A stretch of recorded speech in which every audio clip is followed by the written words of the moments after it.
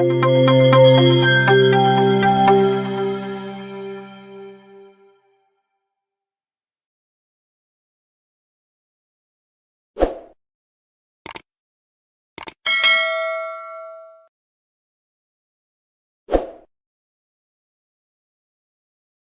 our previous vlog, we have seen what is a class and object in Python programming, but there we have got a doubt like why self parameter is being added to our method every time we create it. So self acts as an instance. So self represents the instance of the class, and by making use of which we can access the attributes of the class like variables and methods. So now let us consider a class exam. So I'm going to consider exam as a class and I'm going to define the variables now. So I'm making use of the init, and here I'm going to add one more parameter, marks, and now let us declare marks. Now let us try to consider a method result, and here the self is again added now. And now we are going to consider an if condition self dot marks. By making use of self here, we are getting the marks and we are comparing it. So if it is above 50, we are going to print pass.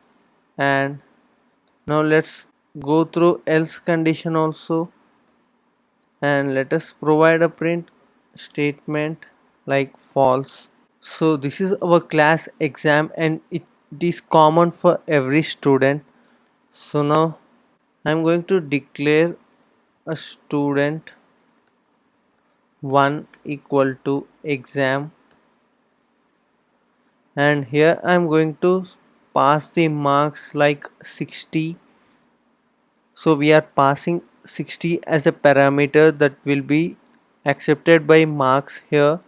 And now try to run this code and see the output. So you will not get any output because you have not tried to call the method result here.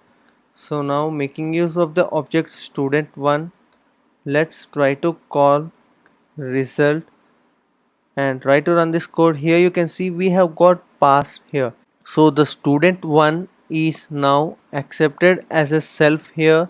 So we are passing this object and this object is being received by making use of the self parameter, and the marks which you have provided here is being accepted now and it's been computed as the same now. And now let's try to see one more student so you will be getting a clarity. So student 2 is equal to, this time I'm going to pass 35 as a score, and now try to make use of student result. So we are making use of a different object this time and you are going to get a different result.